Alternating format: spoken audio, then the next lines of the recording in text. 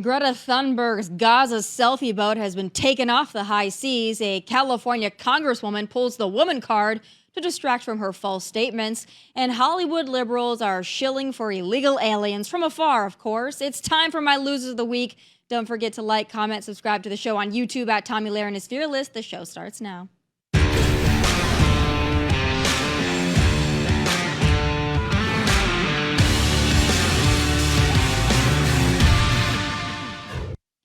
So, as you know, it's been quite the week for losers, and while most of them surely reside in Los Angeles, we do start today's list with an international embarrassment, Greta Thunberg. So, last week she set sail in her Gaza flotilla to, I guess, free Palestine, but with her comrades, but that didn't go so well when her selfie boat was intercepted by the Israeli Navy. But according to Greta, she was kidnapped. My name is Greta Thunberg and I am from Sweden. If you see this video, we have been intercepted and kidnapped in international waters by the Israeli occupational forces or forces that support Israel. I urge all my friends, family and comrades to put pressure on the Swedish government to release me and the others as soon as possible. And by kidnapped, she means she and her comrades were given sandwiches and brought safely to shore where they were then deported. She was put on a plane like the petulant child she is and sent packing. But even so, even with the footage of her happily chomping on a sandwich, she still has the audacity to proclaim she was kidnapped. They did an illegal act by kidnapping us on international waters and against our will, bringing us to Israel, keeping us in the bottom of the boat, not letting us getting out and so on. But that is not the real story here. The real story is that there is a genocide going on in Gaza and a systematic starvation following the siege and blockade now. That woman, girl, child thing is not only the most annoying thing on the planet, she rivals Gavin Newsom and Jasmine Crockett with her attention-seeking, moronic stunts. You recall she used to do this crap for climate change, but she's now shifted to shilling for terrorists. But as per usual, our great president put it best.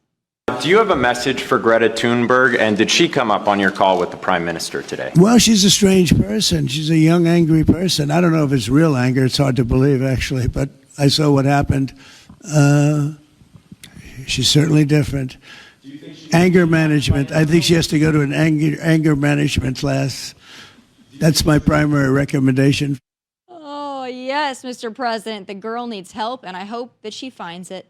But speaking of women with made-up grievances used to distract from reality, my next loser this week is Representative Linda Sanchez from Shocker, the failed state of California. Now, she made the mistake of flat-out lying about rising prices to the face of Secretary Besson, and, well, the rest probably could have written itself. And in fact, we've already seen that prices are rising on many everyday goods. Congresswoman, please don't interrupt me. We had the time is mine. The time is mine. Please don't interrupt me. I will ask you questions and I will grant you an opportunity to answer them, but please don't interrupt me during my time. With pleasure. Okay, I know I'm a woman, but please try to limit yourself to answering my questions. No, I'm sorry, but we get talked over all the time, and I don't want that to happen at this hearing. You know, isn't it just wild how these Democrat women are all about respecting women and smacking down men when they're called out for their crap, but they refuse to stand up for women and girls in their sports and their spaces? Insufferable, truly. But Sanchez is not alone in her foolish endeavor. My next cute little girl gang of celebrity losers this week are the tag team of Eva Longoria and Kim Kardashian. They are very against deportations, you see, from their mansions in Calabasas or worse, Spain. Hi, everyone. I wanted to get on here and finally compose myself to do a message because of everything that's happening with the mass deportations. Every time I try to record a message, I just start crying, and then I don't want it to be about me and my emotions about it, but it's just so inhumane, hard to watch. It's hard to witness from afar. I can't imagine what it's like to be in Los Angeles right now. I can't believe it's happening in Austin, Texas. I can't believe it's happening all over the country. And the comments and people's reactions to it is really so surprising to me because it is un-American. Oh, she's so stupid. But she filmed that from her Spanish mansion, by the way. It was a worthless virtue signal that required very little effort. But Kimmy K did even less to advocate for her illegal alien neighbors. She just posted a strongly worded paragraph on her Instagram story denouncing the ICE enforcement of the law. She claims she's been told ICE exists only to deport violent criminal aliens. Well, whoever told you that not only lied to you, they clearly don't know what the acronym stands for. It's Immigration and Customs Enforcement. That means all those who enter illegally or reside here unlawfully are subject for removal. But also, let me just pick apart the rest of this stupid post here. At the end, she references that there has to be a better way. Well, funny, you should mention that better way, Kimmy Cat, because the better way would be to come to the country legally. Furthermore, it's really rich for Kim Kardashian to throw up a humanitarian plea for illegal aliens on her Instagram, given she lives in a gated community with armed security 24 hours a day. The illegal alien neighbors she's talking about, well, they can't get anywhere near her. And this is why the political opinions of celebrities mean nothing, especially when they come from a celebrity best known for flaunting her backside. Just saying. Join me now with more is Rapid Fire Podcast host, our friend. She's been on the streets. She's been doing the hard work out there. Savanah Hernandez. It's great to have you back. And I also want to say thank you for all the footage that you've been providing us. It's been exceptional. So I want to just dive into now, I guess they call it the No Kings anti-ICE protest. It was just anti-ICE. Now it's No Kings. They'll come up with anything these days. But you've been on the ground. You've been seeing it for yourself. What's your big takeaway? That it is chaos on the streets of America, Tomi. I just got back from New York, and it was crazy because you're just watching hundreds of activists take over the streets, stop traffic, stop people from getting to work. You have parents that were in their vehicles that were begging to go to work so they could take care of their children. They could take their children to appointments. And you have these activists across both the West Coast and the East Coast who, because of 2020, they were allowed to riot and, be lawless, are essentially trying to do the same thing in 2025. Now, granted, the response is much different in 2025, and we are seeing National Guard and police actually make arrests. I think this is the most shocking part, Tomi.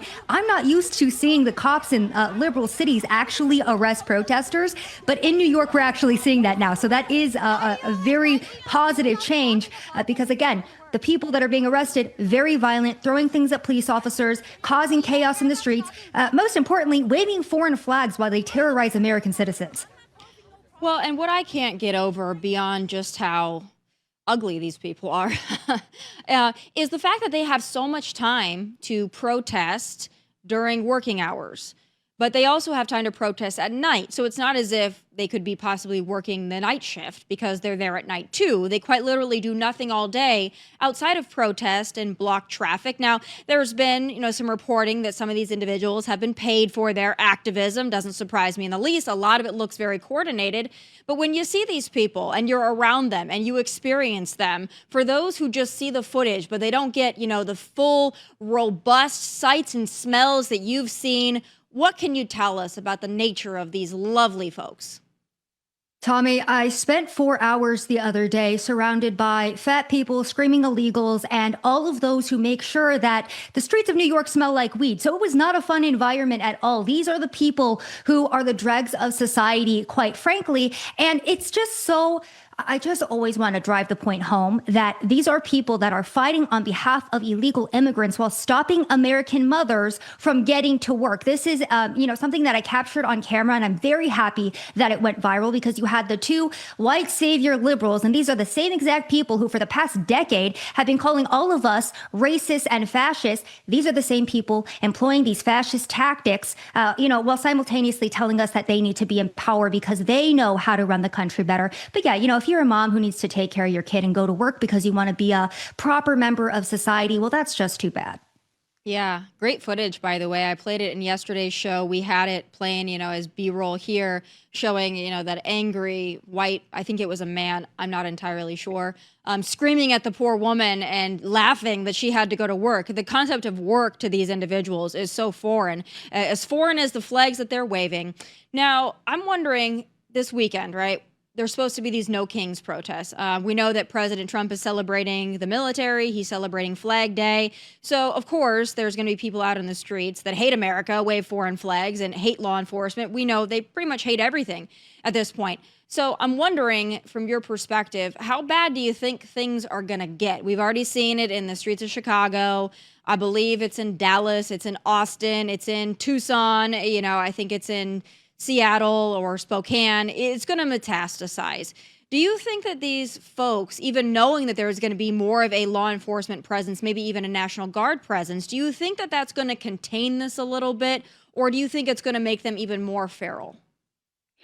Well, Tomi, I think that these people want to be arrested. I think they want to foment chaos because they want those clips and they want to be able to say, oh my gosh, Donald Trump made us burn down these cars while waving Mexican flags because he's such a Nazi. He's such a dictator. Look at all of these innocent protesters that are getting arrested in the street when all they were doing was innocently looting an Adidas. I mean, come on, Tomi, where's our humanity here, right? And you have all of these Democratic politicians right now that are screaming and crying and saying that authoritarianism is taking place on the streets of America because Donald Trump had the audacity to bring in the National Guard, who, by the way, I'm pretty sure Karen Bass, the mayor of Los Angeles, is now asking to get on the phone with Donald Trump because her city is now on, day 6 of riots. I think that these people are going to continue to foment chaos because they like having the chaos. They like having the clips. They like being able to spread propaganda that they are being arrested because they are, utilizing their First Amendment rights. I'm sorry, but burning down property and looting businesses of Americans, by the way,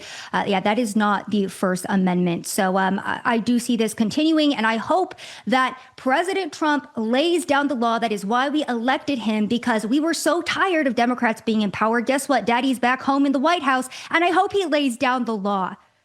I love that he's not being deterred by this, by the way. The sob stories, the crap, it's not going to stop him from the mission, which is mass deportations. He promised it. He's carrying it out. Get used to it, folks. But from your perspective and seeing it in New York City, do you think that a lot of this is coordinated and funded? Does it feel like a lot of the other protests that are not really grassroots, more AstroTurf? We know in LA we saw these really expensive gas masks being handed out. It looks like there's a little bit, at least, of coordination there. These people show up in mass. I mean, by the thousands. You see it in Chicago. Do you, from your perspective, think that somebody or some organization, some nonprofit is throwing in a little cash to keep this burning? Well, if a couple million is a little bit of cash, then I would absolutely say so, Tomi. We know that groups like Indivisible are already behind the No Kings protest. That's why they're so widespread. I myself have watched for the last the last decade, really, right? As soon as Donald Trump came down that golden escalator, you essentially had all of these NGOs that have been busing protesters from various parts of America into major cities to foment chaos. This is something that we see, for example, in Austin, Texas. I cover protests there quite a bit. You have people that are bussed in from Dallas and Houston. When I was in New York, I was talking to NYPD. They were saying, yeah, these people are not from Manhattan. They get bussed in from various places. And we see the exact same thing in Washington, D.C. And then all of a sudden, too, you have these pallets of bricks that show up. So this is all very coordinated. It is the exact same playbook that we have seen since 2020. And I really would implore the DOJ to start focusing in and arresting the people at the top that are funding this, because we can arrest these anarchists all day long. But until we cut off the funding, this will continue.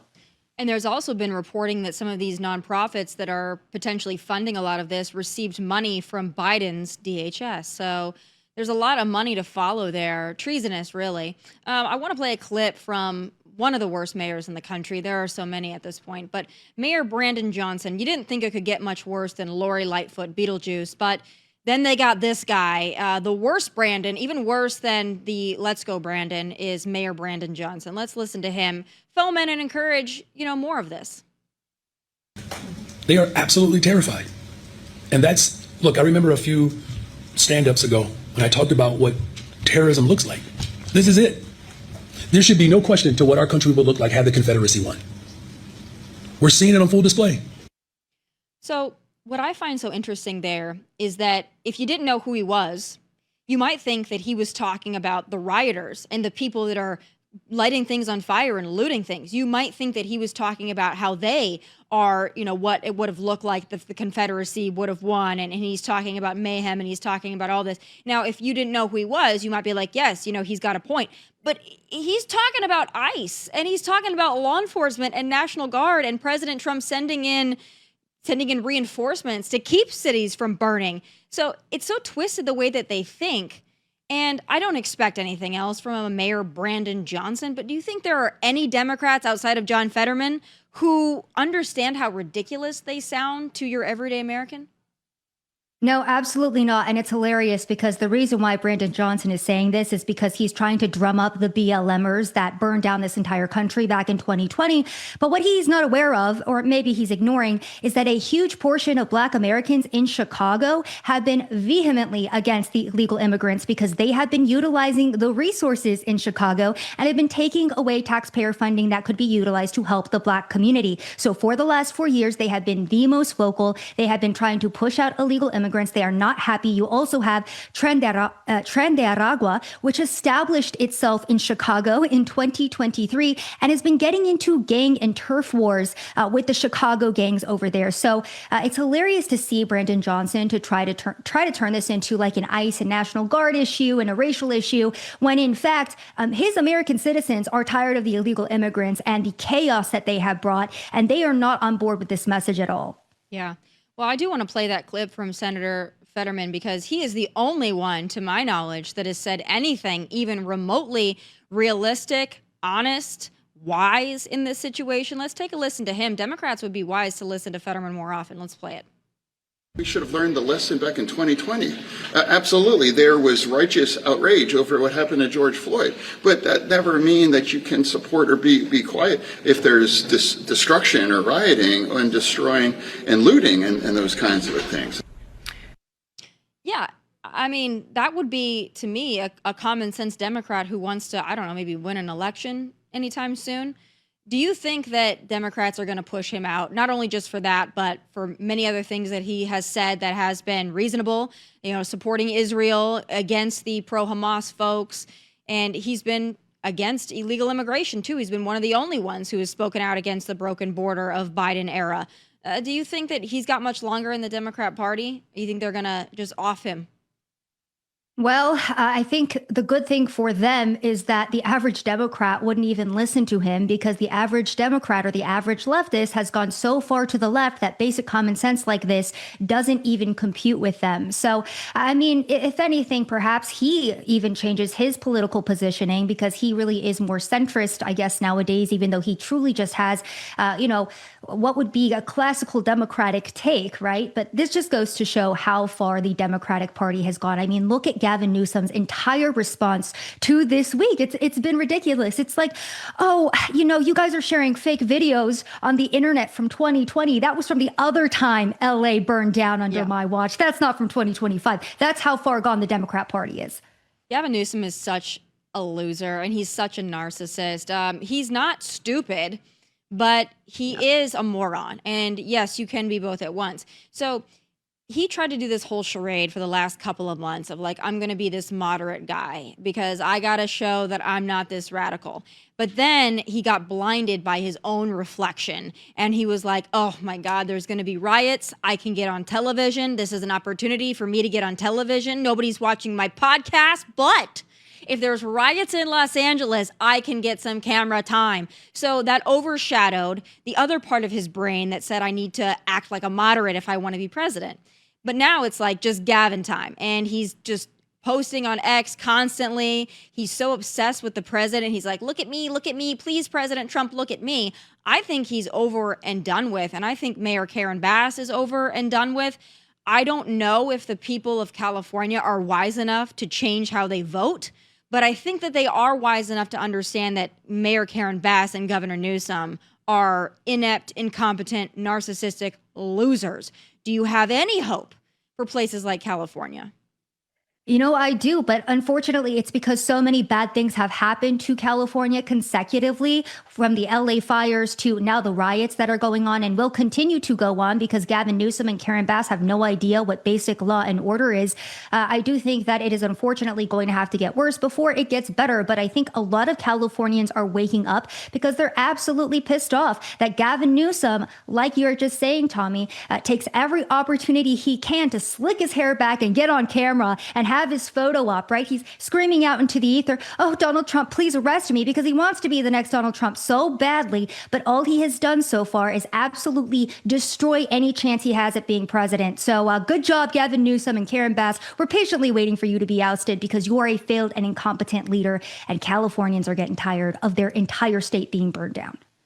And I'll tell you what else I really loved from yesterday. It's when President Trump and First Lady Melania were on the red carpet out front of the Kennedy Center.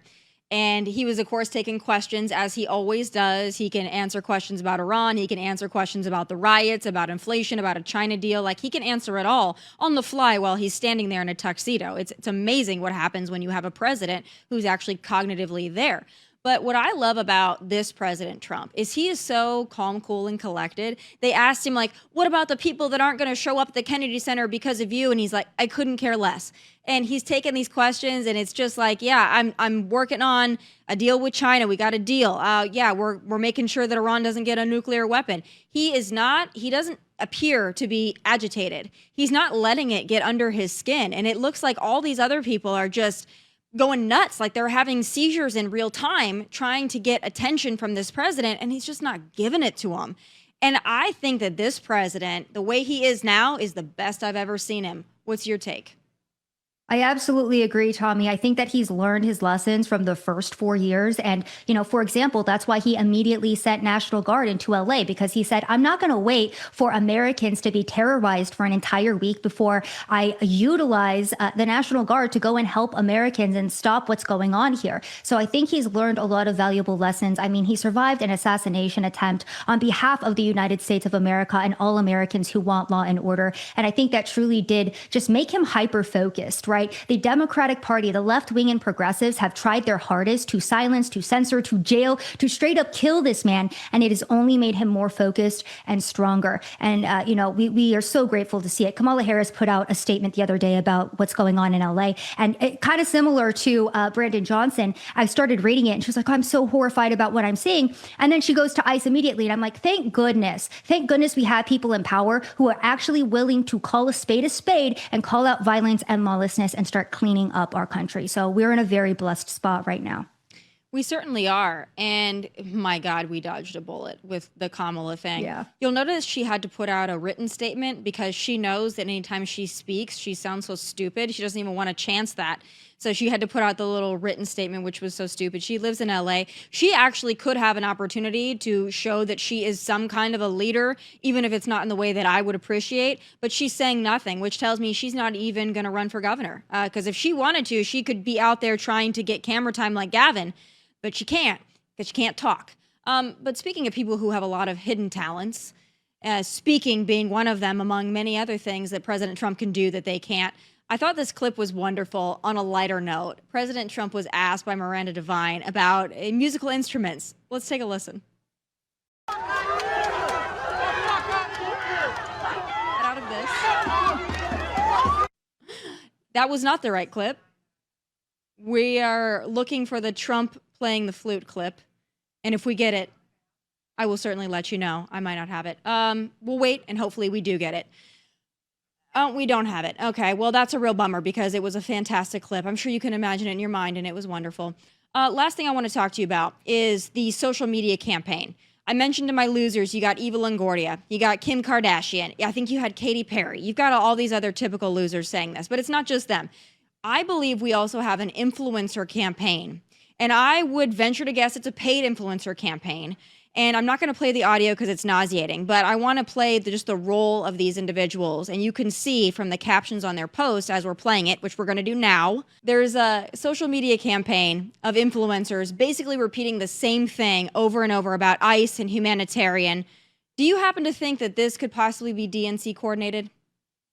Oh, absolutely, Tommy. I mean, people on the left don't typically have brain cells. They have talking points. And these are the talking points that we are seeing put out regarding the celebrities who have, so strongly come out against ICE. Congratulations. I'm sure it's very easy to come out in support of the criminals and the child traffickers, the drug traffickers that have been making American streets unsafe for all of us behind your gated community in your $1 million mansions. Tommy, as I was seeing Eva Longoria, Kim Kardashian, and Katy Perry come out and heroically make their statements, I was reminded of Selena Gomez, who got on a live and started bawling about how her people were being attacked. And, it's just funny because she got so much backlash for this. And so were all of these other celebrities, because like I said, at the end of the day, the real American people who are the backbone of this economy, who have children, who want a safe environment for their kids, to walk down, to go play at the park without fearing being murdered by an illegal alien. We voted for these mass deportations, and celebrities really do not have the power that they used to, which I love to see in 2025. So that's my takeaway on the talking points regarding influencers and celebrities. Yeah, these influencers, I tweeted it yesterday, but I don't often take any political advice, certainly not immigration advice, from people that do get ready with me videos. It's like, Smart. yeah, nothing against your hustle, but maybe stay there and talk about your Sephora haul, not tell us about, ICE. And clearly you don't know that ICE is not just in existence to round up the worst of the worst, but actually everybody who's in this country illegally and unlawfully. Last thing I do want to ask you about is chaos over at the DNC. All right, David Hogg, he's out, right? He was actively campaigning against incumbents. You can't do that if you're a member of, the DNC leadership. But that's not the reason that they said they had to do the revote. It's because he wasn't the right pronouns and he wasn't the right skin color / pronoun. But what do you think the Democrats are going to do over the next couple of years? Do you think they're going to have any strategic changes to their narrative, their message, their tactics, or is it just going to stay like this? I think it's going to stay like this. And I think Gavin Newsom is the best example of that, right? Because he did try to be a moderate, and it lasted about 2 months until he finally, showed his true colors again. And regarding the DNC, congratulations on kicking out David Hogg. Good luck trying to relate to men now. You guys kicked out a white man because he wasn't inclusive enough. I really hope that they go and find the most inclusive trans, 58 gender, whatever type person that can replace David Hogg, because that is the best way for them to reach out to men, I'm sure. Well, and it's not as if David Hogg is, like, to me, the poster boy for masculinity. Yeah. But when you out him just because he's not fitting the quotas that you had to have, it's like they don't understand. They're still not getting it. I'm okay with it if they don't get it, because it makes it easier for us. But I would like to see a thriving, other party in this country, because I think that that's important to have a thriving alternative party, even if it's not my preferred one. But I think they're just going to keep down this road, the they thems, they're for they them, and the rioters and the looters and the anarchists. So best of luck. Stay safe out there. Do you have any other plans to get out on the streets this weekend and get any more footage? Not this weekend, but for the entirety of the summer, I will be out on the streets from the East Coast to the West Coast. So I will keep you posted, Tommy. Well, we love your content, and it always goes viral because it's so good. You are truly fearless out there. Stay safe. They're crazy, feral beasts, but you know that. And thanks for taking the time today. Thanks, Tommy. All right, folks, that does it for this episode of Tomi Lahren is Fearless. I'll see you right back here tomorrow at 1 p.m. Eastern. Please do like and subscribe to our YouTube channel at Tomi Lahren is Fearless. From Nashville, thank God we're not in California. God bless and take care. Hey, thanks for watching. If you want more of my hottest takes, must-see conversations, and of course, my final thoughts, click here and make sure you subscribe here so you never miss a beat. I'll be here every weekday, and I hope you'll join me.